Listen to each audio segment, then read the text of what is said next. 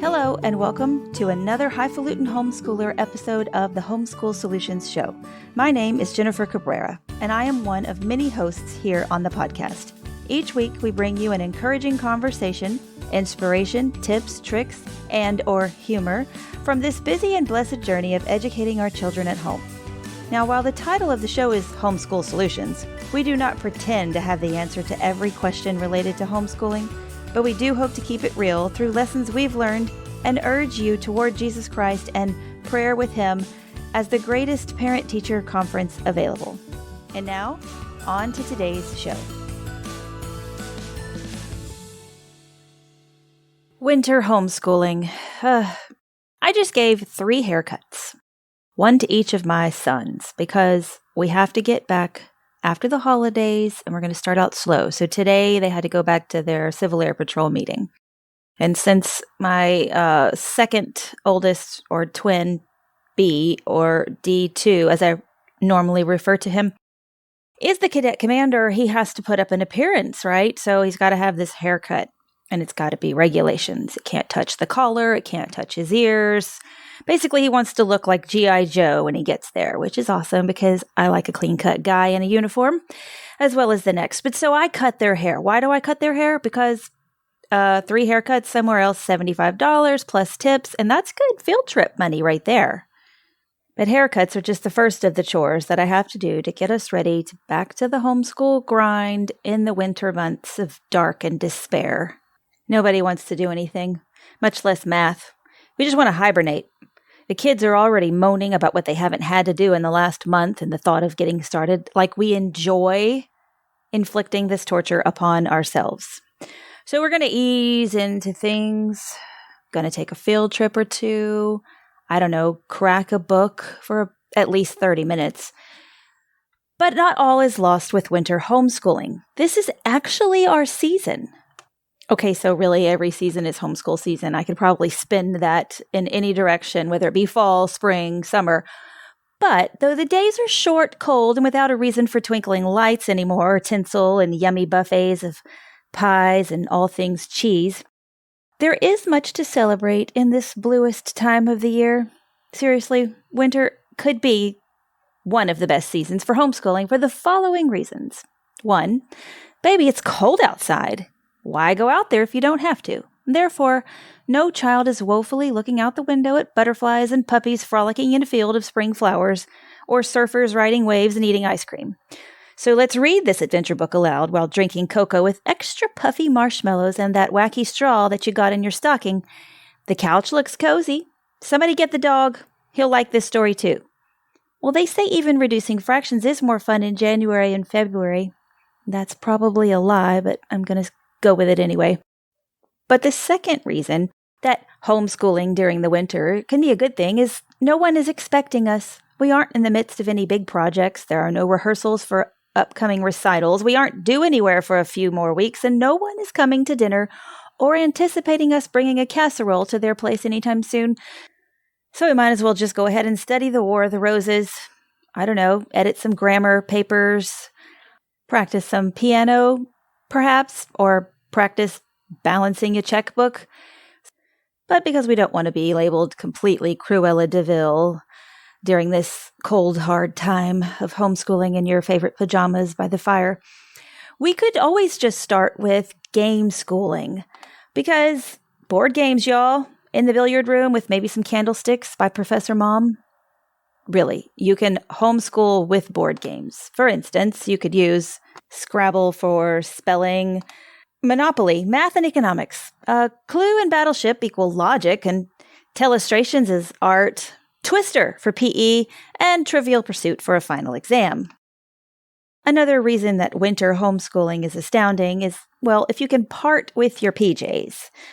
It's an amazing time to hit the children's and science museums, state parks, IMAX theaters, zoos, because school field trips usually don't crowd these places until standardized testing season is over, I think. So maybe there are 1 or 2 true reasons to brave the perils of the winter elements that I exaggerate, such as there is no one, I repeat, no one at indoor water parks in January. I know this because I've been. I've been to the Great Wolf Lodge. I've been to the Kalahari Resort. There's no one there but other homeschoolers, and they're not going to bother you with socialization questions. They're going to actually socialize with you. But if splurging for field trips isn't in the budget and you really just don't want to part with your PJs, just remember, boredom breeds creativity, or at least a reason to break out one of the 52 science kits that you have stockpiled for just such an occasion. Don't forget you bought that Grow Your Own Crystal kit. They grow really fast when the heat is on in the house. Just FYI, you're welcome. The internet is full of great experiments that you can do with household items guaranteed to wow and possibly set the kitchen on fire. I believe I told that story before. But back to winter homeschooling. Sometimes it's just good to hit the grind. Even if we don't want to, even if it seems impossible to muster the energy to get going, it's also good to look forward to what do we want to do in May? What is it that by that time we're going to be itching to get outside? The puppies and the butterflies will be frolicking. The beach will be calling. Sports that you only do during the spring and summer months will be calling. And we will be absolutely burnt out with our grammar workbooks by that time. And so if we take the time that we have now when we don't really have anything to do and we don't really want to be outside to bust our hump, the rewards will come. And sometimes just being the adult in the situation and telling your kids that, fine, let's do all the things that you want to do. I'll teach you fractions. I suppose that you want to finish the 8th grade before you grow a beard. Or the older ones probably want to get into college, so something about a transcript. But the point is, no time like the present. But let's not get crazy here. I mean, we're going to forge ahead like the strong-willed, determined homeschoolers that we are in the comforts of an amazing new fleece hoodie and nightgown set that we got for Christmas. And it's really humbling when you think about possibly the best part of winter homeschooling is that schools are starting back and we don't have to go. I mean, I get kind of sad when I think about all those little darlings headed back to school 2 hours earlier than we even think about getting up, probably in the dark, fighting back tears through sleep-crusted eyes, craving just one more morning curled up at home in their pajamas, poor babies. So we get our spoiled little darlings up and we tell them to, at least put on some pants because it's chilly. And we make them cocoa and then we expect them to gasp, listen to us read aloud. It's really not that bad. It isn't the end of probation and back to the slammer for homeschoolers.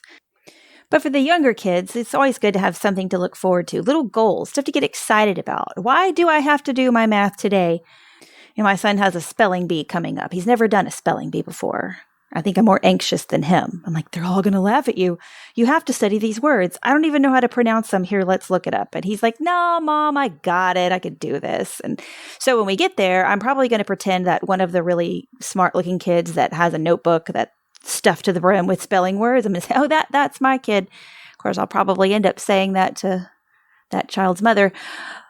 But in any case, my child has something to look forward to in the coming weeks, a reason to get through his daily grind so that we can argue over spelling words, because I promised on the day of the bee that I would take him to get tacos on the way home, if he could get past at least one round without embarrassing the family name.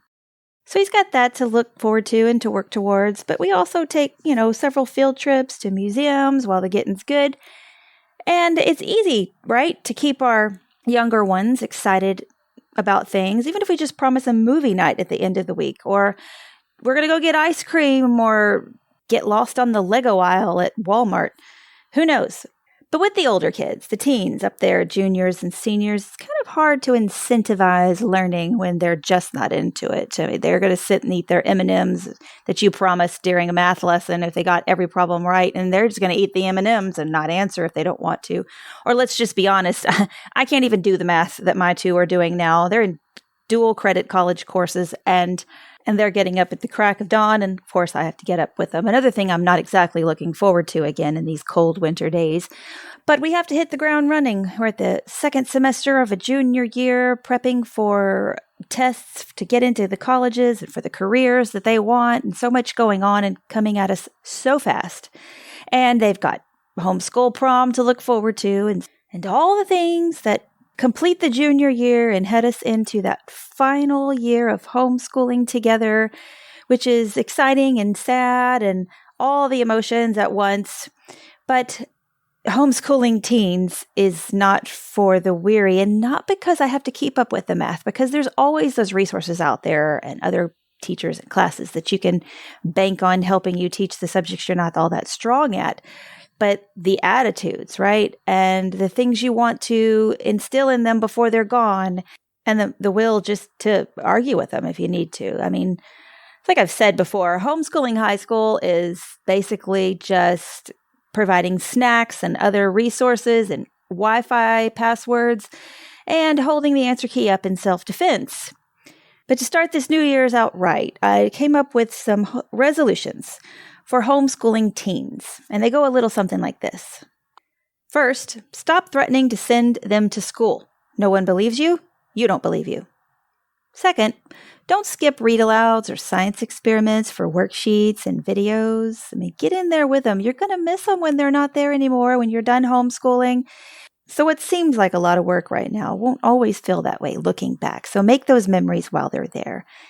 And next, laugh more. Even when, well, especially when nothing goes as planned, but it turns out all right anyway, which happens a lot in homeschooling. Like I've said before, the mistakes is where the learning is. And next, let them try more without interruption. Even if you do it differently than your teen is doing things, humbly praise them when they are successful despite your worries or how you could have done it better. Sometimes it's best just to zip it and let them reap the praise that they deserve for trying and succeeding. And they'll learn better ways as they progress, but they don't always have to be wrong. Next, tell them when you don't know. Ask them when you need help. Lean on them when you're tired or feeling down.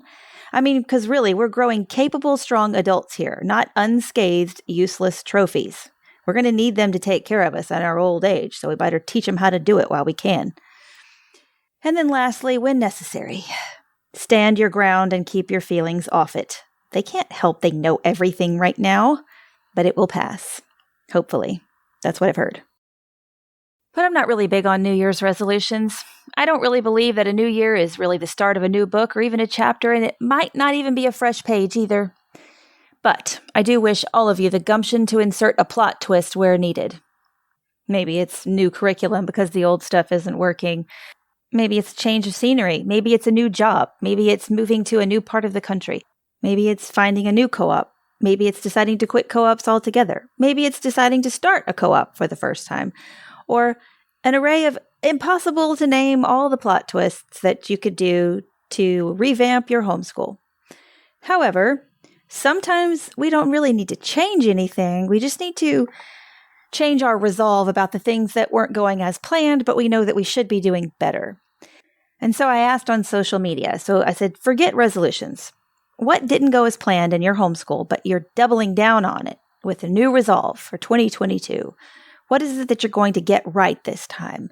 Maybe it's something that you planned to do and then somehow forgot or just kind of got lazy about it. And I got some really interesting responses. And all these responses kind of boil down to motivation, right?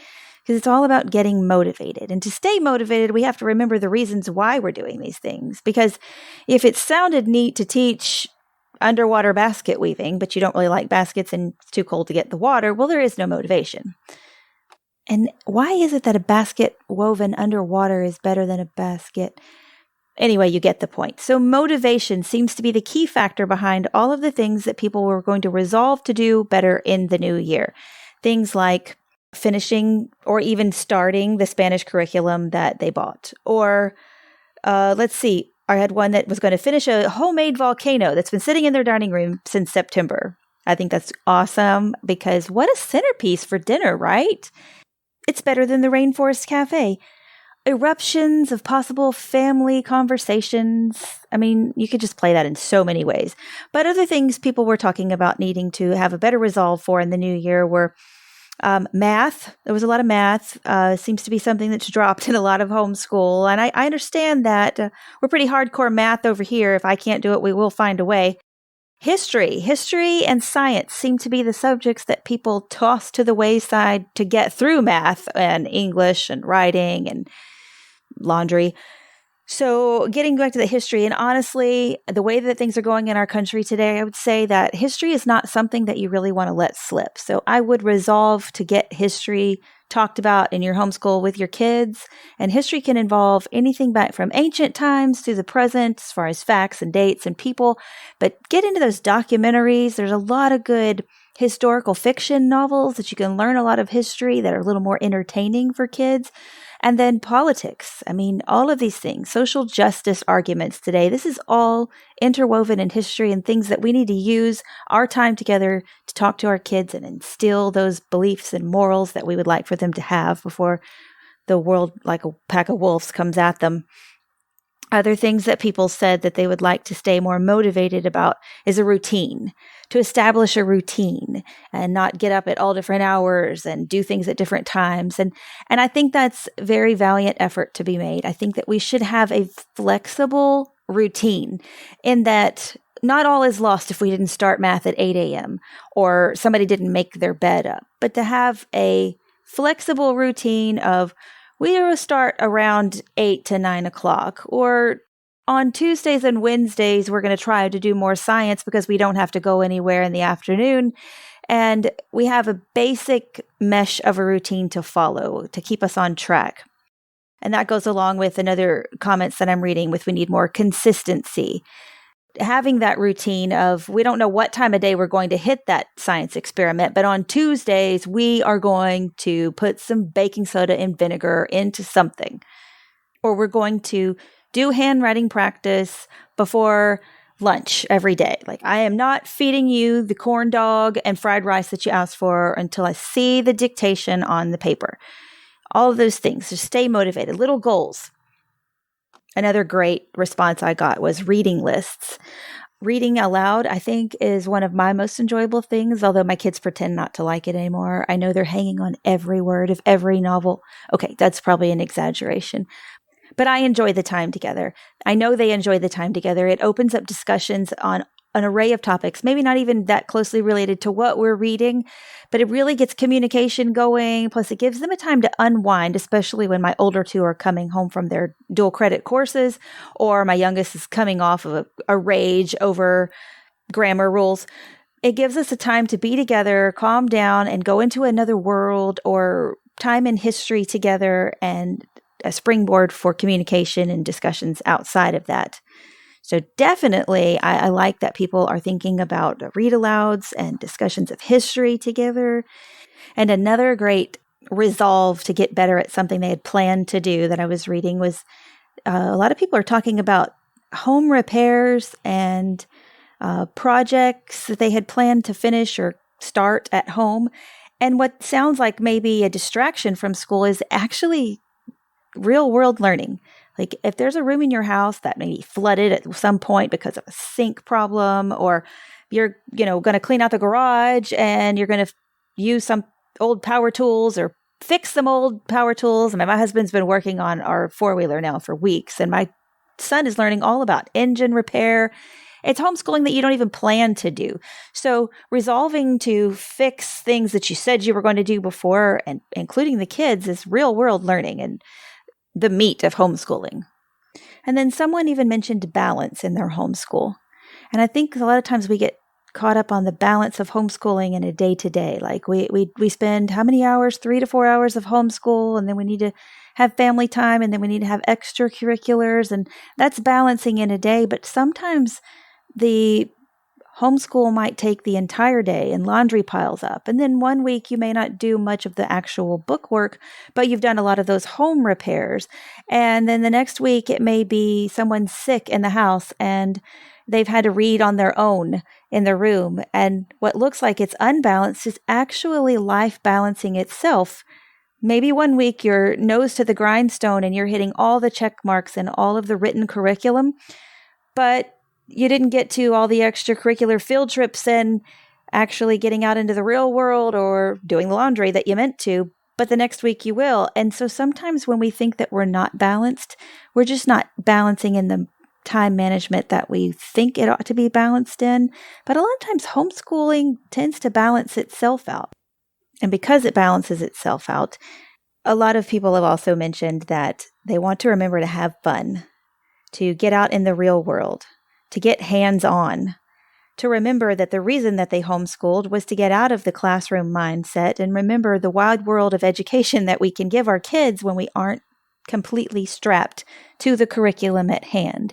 That not every box has to be checked, not every lesson has to be seen and done and written down, that there's so much more to learning than just finishing off a book of worksheets. And so resolving to let it go, to get out of that public school mindset that so many of us were raised in, that we have to finish the curriculum, and that we have to check all the boxes, and we have to sit in a chair for so many hours a day, does not have to be that way. And in fact, when we lose that and we embrace true homeschooling, that we are so much more successful and happy, and the kids have more to talk about, and they absorb more because they've got their hands on it, or they've seen it in the real world, or even because mom and dad got excited about it too. And so going forward, I pray that faith, family, and freedom gives all of you parents the drive and strength that you need to carry on. And getting back into the swing of things in this winter blue months, I hope that your children's attention is long, that the lessons are short, and that at least your favorite field trip spots are mostly empty. So until next time, stay weird and homeschool on.